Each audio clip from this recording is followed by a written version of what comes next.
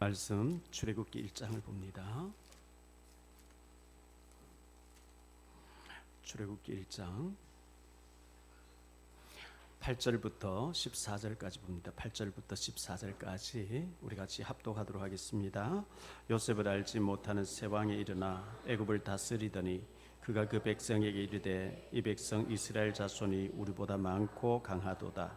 자, 우리가 그들에게 대하여 지혜롭게 하자. 두렵건대 그들이 더 많게 되면 전쟁이 일어날 때에 우리 대적과 합하여 우리와 싸우고 이 땅에서 나갈까 하노라 하고 감독들을 그들 위에 세우고 그들에게 무거운 짐을 지워 괴롭게 하여 그들에게 바로를 위하여 국고성 비동과 람세스를 건축하게 하니라.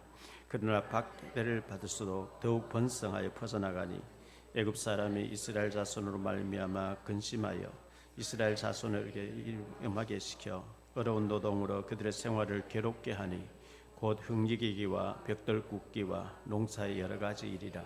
그 시키는 일이 모두 엄하였더라. 아멘. 예.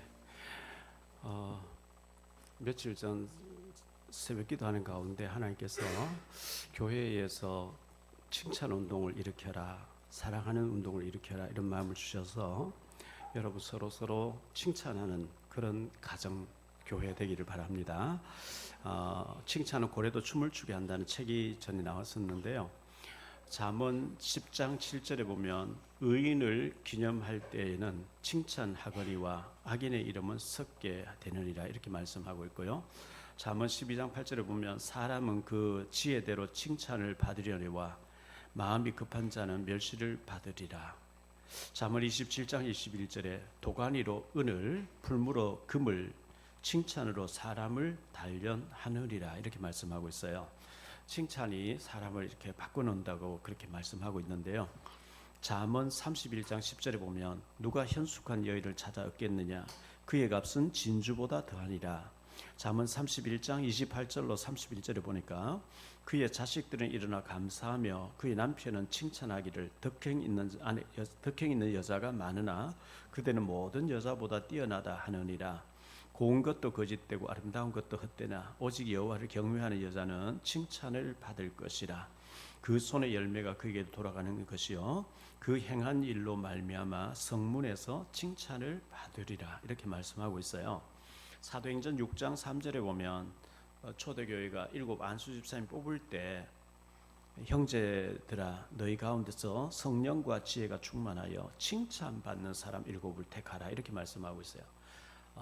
성령 충만, 지혜 충만 하나님부터 오는 거지만 칭찬은 사람을 통해서 이제 인정받는 것이잖아요. 사도행전 10장 22절에 보면 고넬료에 대해서 이렇게 말씀합니다. 그들이 대답하되 백부장 고넬료는 의인이요 하나님을 경외하는 사람이라 유대 온 족속이 칭찬하더니 이렇게 말씀하고 있어요. 성경에 칭찬이란 말이 45번 나옵니다. 그래서 사람은 장점이 있으면 단점이 있거든요. 단점을 너는 이게 나빠, 이거 틀렸어 자꾸 이렇게 하면 힘 빠져요. 그 좋은 별을 가지고 칭찬해주면 굉장히 능력 있게 잘한다는 거예요. 그래서 칭찬해주는 우리가 되어야 되겠고요. 그런 얘기가 있어요. 너무 요즘 예뻐졌네요. 이렇게 하면 좋죠. 예쁜 것이 죄라면은 당신은 사형감입니다. 이렇게 하면 좋아해요. 그래서 우리가 칭찬을 하기를 바라고요.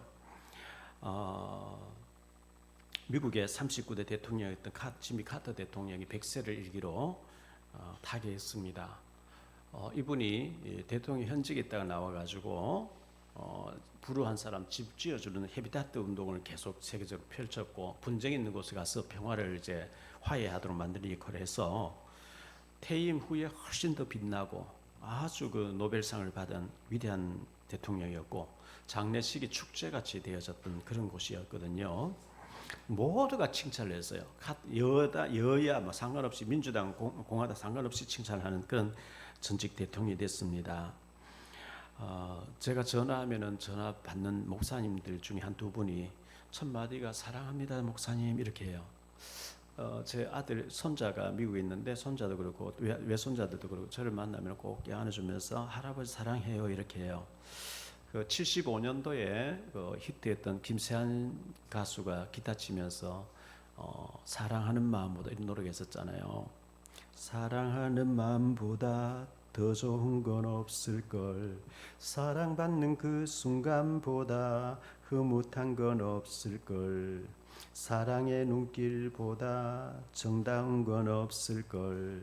스쳐가는 그 손길보다 짜릿한 건 없을걸. 혼자선 알 수 없는 야릇한 기분, 천만 번 또 들어도 기분 좋은 말 사랑해, 이런 노래. 2절에 보면 억만 번 더 들어도 기분 좋은 말 사랑해. 요한 1서 4장 8절에 보면요, 사랑하지 아니한 자는 하나님을 알지 못하나니 이는 하나님은 사랑이심이라 그랬어요. 우리가 하나님 사랑을 받았기 때문에 사랑해야 된다 이렇게 말씀하고 있거든요.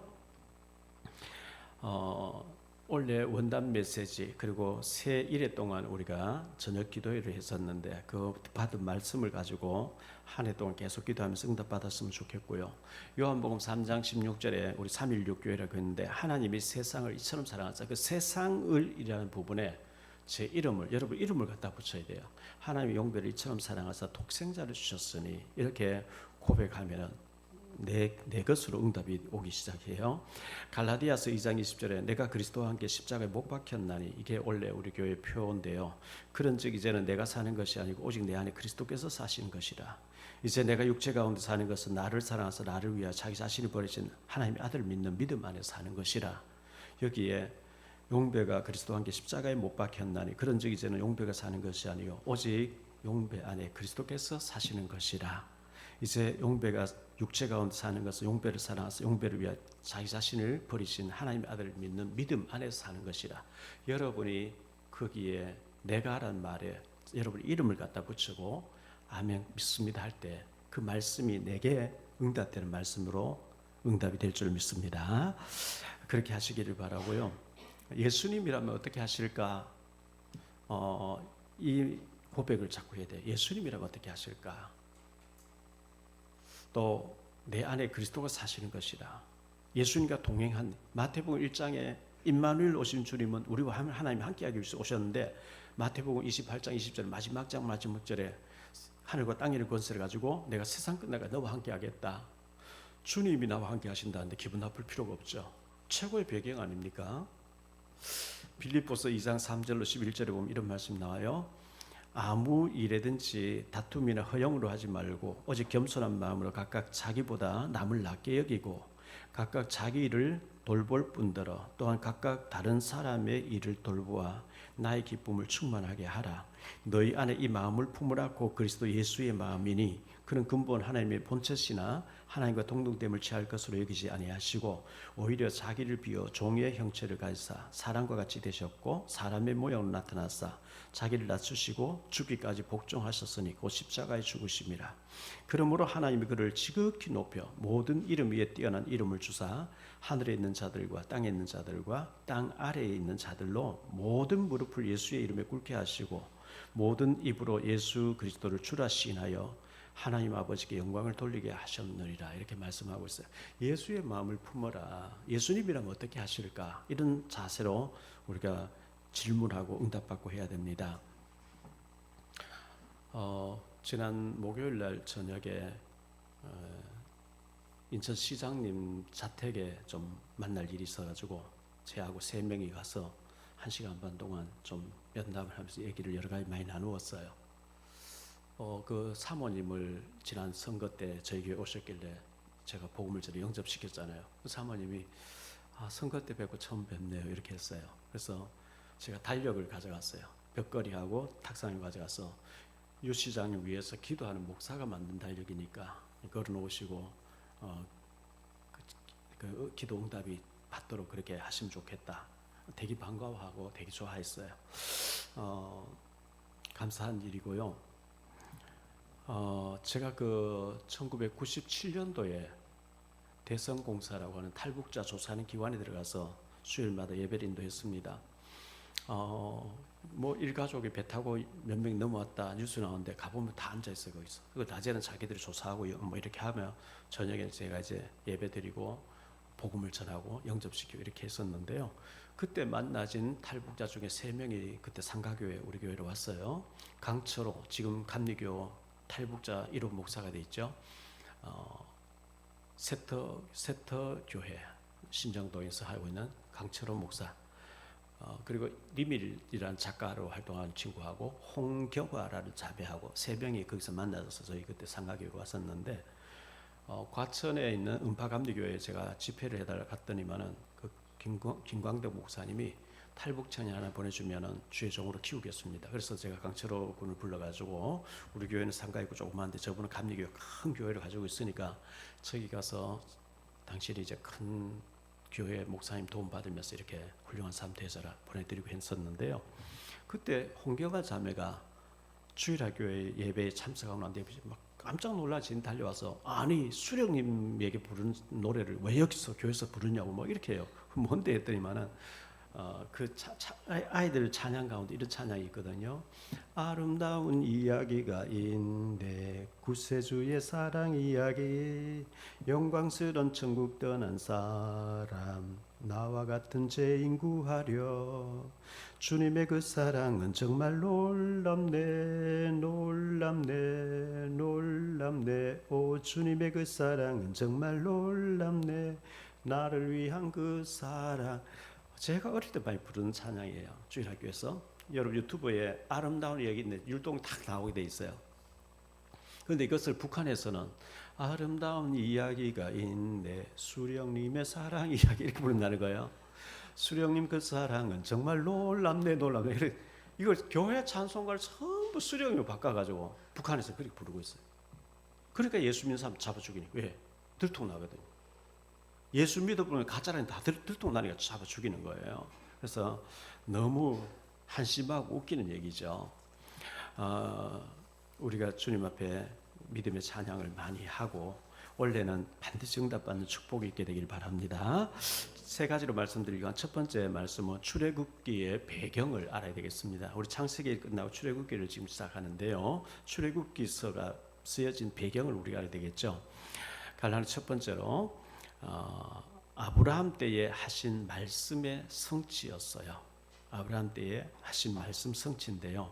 창세기 15장 13절로 14절에 보면 이런 말씀 나옵니다. 여호와께서 아브라함에게 이르시되 너는 반드시 알라, 내 자손이 이방에서 객이 되어 그들을 섬기겠고 그들은 400년 동안 네 자손을 괴롭히리니 그들이 섬기는 나라를 내가 징벌할지며 그 후에 내 자손이 큰 재물을 이끌고 나오리라. 아브라함이 그런 말씀했는데 요셉이 팔려가게 됐죠. 그 말씀 이루기 위해서 시편 105편 17절에 그가 한 사람을 앞서 보냈었으며 요셉이 종으로 팔렸도다. 야곱은 사랑하는 아들 요셉이가 죽었는 줄 알았는데 20년 지나고 난 뒤에 애굽의 총리가 됐다는 얘기 듣고 야곱 가족이 70명이 애굽으로 이주해서 가게 됐는데요. 오늘 말씀 5절에 보면 야곱의 허리에서 나온 사람이 모두 70명이었다. 그 70명이 애굽의 고센 땅이라고 하는 곳에 요셉의 총리가 되어 있으니까 이주해 갔는데, 이제 거기서 시간이 지나면서 고통받다가 나오는 장면을 출애굽기 기록하고 있거든요. 갈라는 두 번째로 애굽으로 이주한 지 350년경이라 그랬어요. 자, 창세기 50장 요셉이가 죽었다. 총리로 있다가 죽었다. 그리고 출애굽기 1장 350년의 새 텀이 있어요. 세월이 흘렀어요. 야곱 가족 70명이 애굽에 갔는데 350년 지난 동안에 큰 민족이 되는 거예요. 200만, 300만이 돼 있어요. 근데 애굽 사람들이 요셉을 생각하면 너무너무 대우를 잘해주고 대접 잘 받으면, 여기가 좋사오니, 여기 세계 최강대국 최고 잘 사는 데인데 왜 우리가 저 가나안 땅 가느냐고, 여기 있자. 근데 그러면 안 돼요. 가나안 땅에서 아브라함 후손을 통해서 메시아 그리스도가 오게 하게 되기 때문에 거기 대접 받으면 눌러 앉으려 해요. 그 막 박해를 받아야만 거기서 빠져나오거든요. 그리고 막 박해를 받도록 했어요.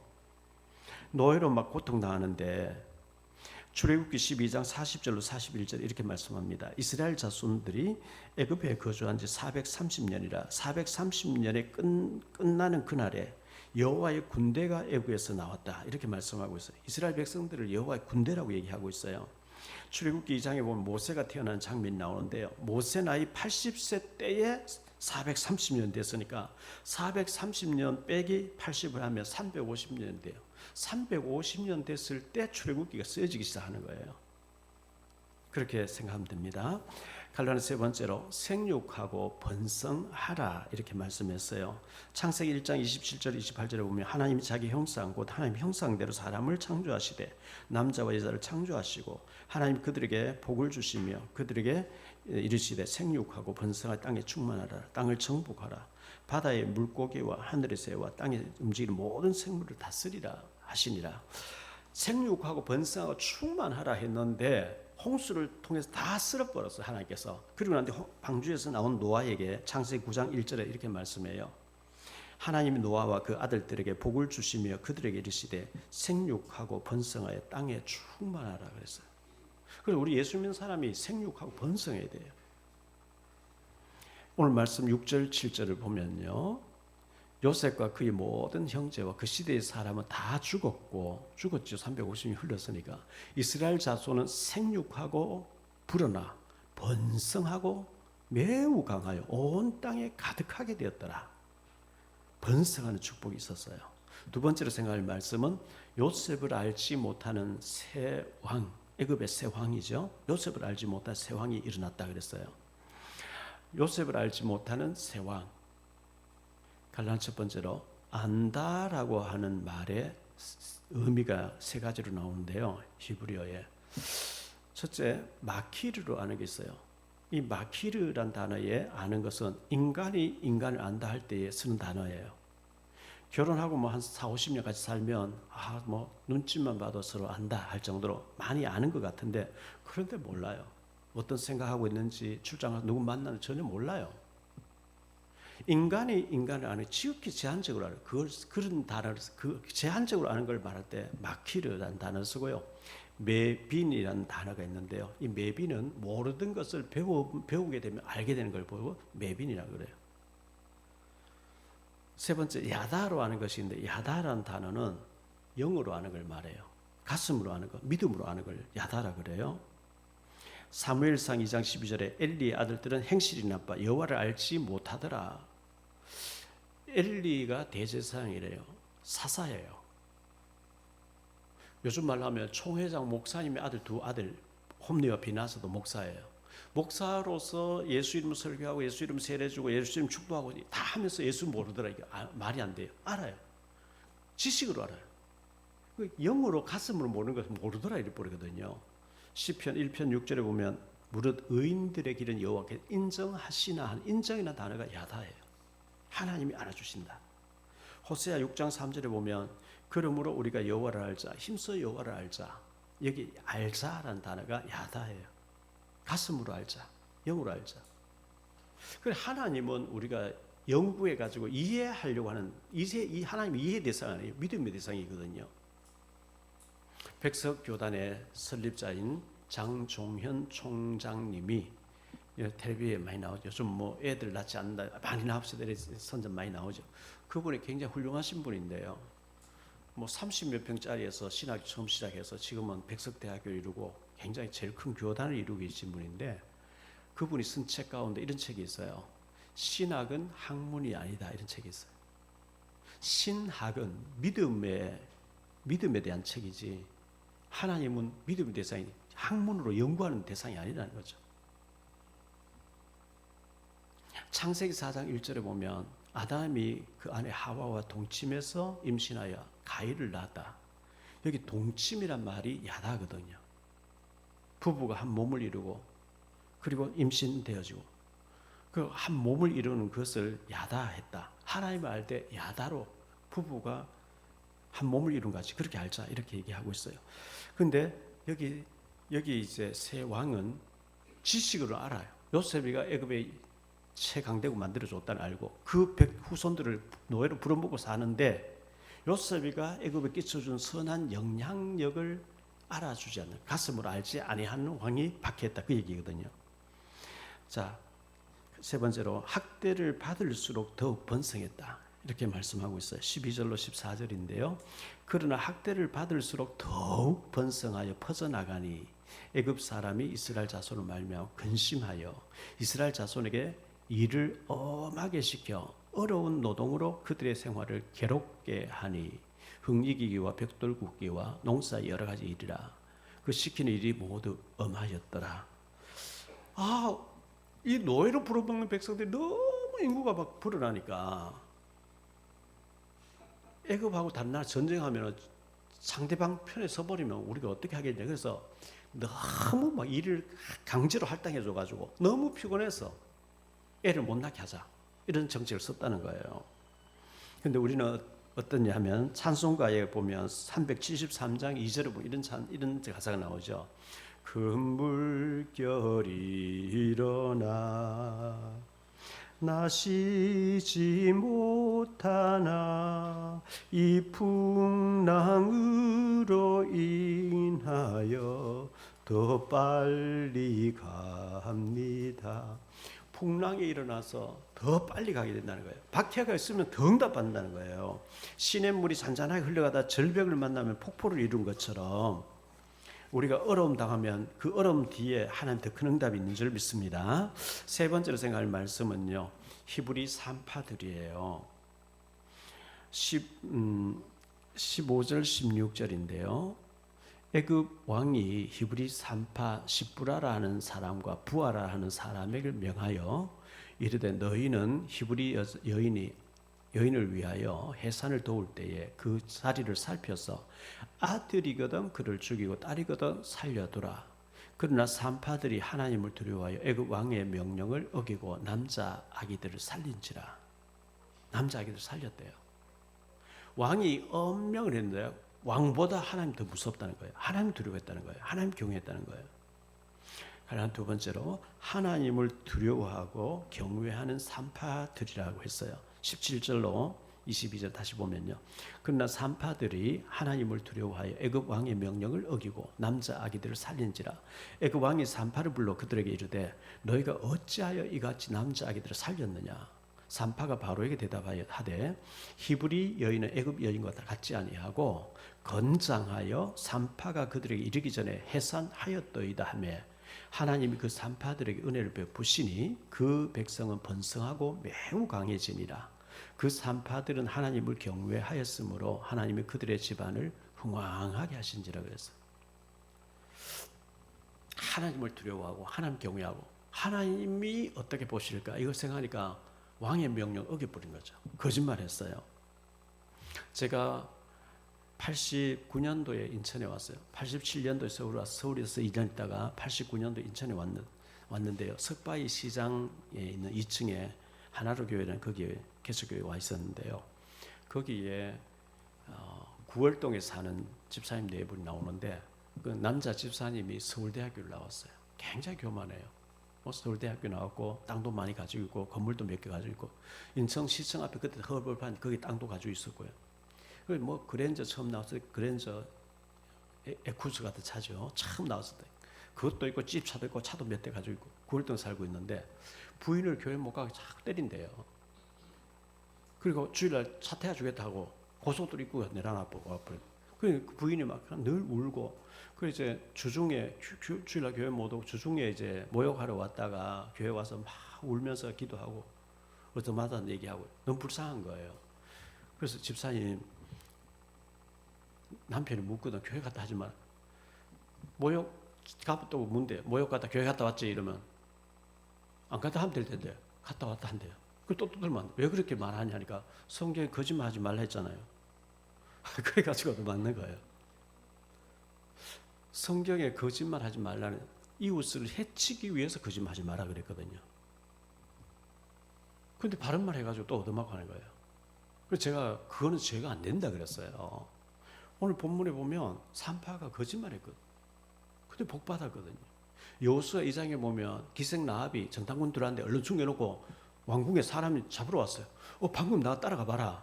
거짓말하고 따돌렸거든. 근데 라합이 복을 받았거든요. 야, 그러면 본격적으로 거짓말 해야 되겠네. 그런 얘기는 안 해요. 해치기 위해서 거짓말하지 마라 그랬거든요. 출애굽기 20장 16절에 네 이웃에 대하여 거짓 증거하지 말라. 출애굽기 23장 1절에 보면 너는 거짓된 풍설을 퍼뜨리지 말며 악인과 연합하여 위증하지 위증하는 증인이 되지 말라. 잠언 24장 28절에 너는 까닭 없이 네 이웃을 쳐서 증인이 되지 말며 네 입술로 속이지 말지니라. 근데 기생나합이 정탐꾼 숨겨주고 밖에 나갔다고 따라가 봐라 이렇게 하면 따돌리고, 근데 복을 받았어요. 히브리서 11장 23절에 믿음으로 모세가 났을 때 그 부모가 아름다운 아이임을 보고 석 달 동안 숨겨 왕의 명령을 무서워하리 했다. 하나님을 경외하니까 왕의 명령을 무서워하지 않았던 모세 어머니 아버지처럼 여기 산파들도 하나님 두려워하니까 왕의 명령을 무시해버린 거예요. 그러나 세 번째로 흥왕하게 하는 축복을 받았어요. 21절 말씀에 그 산파들은 하나님을 경외하였으므로 하나님이 그들의 집안을 흥왕하게 하신지라 그랬어요. 말씀을 결론 맺겠습니다. 첫째, 번성하게 되는 축복이라 했는데요. 7절에 보니까 생육하고 번성하고 매우 강성해졌다 그랬어요. 온 땅에 가득해졌다. 하나님이 축복하시니까 번성하고 강해지고 생육하고 번성했다. 우리 후손들이 매우 번성한 축복이 있게 되기를 축복합니다. 두 번째로 학대를 받을수록 더 역사가 일어났다 그랬어요. 학대를 받을수록 하나님이 까닭 없이 학대받게 하는 게 아니고 학대 안 받고 너무 대우 잘 받으면 가나안 땅에 안 가요. 여기 좋은데 선지국인데 강대국인데 애굽에 눌러 살면 안 되니까 학대받게 해서 여기 살기 싫어 이래가지고 가나안 땅 약속의 땅 가도록 하나님 만드셨는데 너무 고되게 일을 시켜서 아예 애를 못 낳도록 부부가 동치 못하도록 할당을 해주고 막 때리고 이렇게 하는데 그럴수록 더욱 번성해져 버렸다는 거예요. 우리에게 문제가 많고 사탄이 자꾸 문제를 건드려 하면 더욱 기도하고 더 응답받는 계기가 될 줄로 믿습니다. 세 번째, 흥왕하게 되는 축복입니다. 17절에 보니까 그러나 산파들이 하나님을 두려워하여 애굽 왕의 명령 먹이고 남자 아기들을 살린지라. 21절에 그 산파들은 하나님을 경외하였으므로 하나님이 그들의 집안을 흥왕하게 하셨다 이렇게 말씀하고 있어요. 어쩌면은 말이 안 되는 것 같이 보여집니다. 그런데 하나님 하시면 능치 못함이 없고요. 저는 계속해서 성도의 하나님, 성도의 응답 달라고 종교 부지를 받게 하시고 교회를 세워서 정말 성도에서 응답받도록 기도하고 있는데 하나님은 100만 원이나 100원이나 같아요. 하나님 능치 못함이 없거든요. 여러분들 같이 기도해 주시고 성도의 꼭 응답의 역사가 있게 되시기를 예수님 이름으로 축복합니다. 기도하겠습니다. 주님 감사합니다. 하나님께서 아브라함에게 네 후손이 강대국에 가서 400년 동안 그들을 섬기고 400년 후에 많은 재물을 가지고 나오리라 했는데 그 말씀이 그대로 성취되는 것을 보게 됩니다. 350년이 지났을 쯤에 하나님께서 모세를 준비해서 출애굽을 준비시키고 계시는데 너무나 학대를 당하여 그들의 부르짖음이 크게 나를 정도로 고통을 받았습니다. 그런데 하나님께서 그 고통 가운데 역사하시고 애굽에 살기 싫어지고 가나안 땅 가고 싶어지도록 만들어서 하나님이 끌어나가시는데 하나님은 침묵하는 것 같지만 분명히 일하고 계심을 믿습니다. 학대를 받을수록 더욱 번성하고 더 큰 응답이 왔던 것처럼 주님께서 우리 성도 사랑의 교회에 축복해 주셔서 기념비가 될 만큼 응답받는 역사가 있게 해 주옵소서. 칭찬운동, 사랑운동 일어나게 하시고 정말 예수님이라면 어떻게 하실까? 예수님과 동행하면서 내가 십자가에 못 박히고 내 안에 그리스도가 사셔서 주님이 내 인생 작품을 만들어주는 축복의 사람들이 다 될 수 있도록 인도해 주옵소서. 역사하실 줄 믿사옵고 주 예수 그리스도 이름으로 기도하옵나이다. 아멘.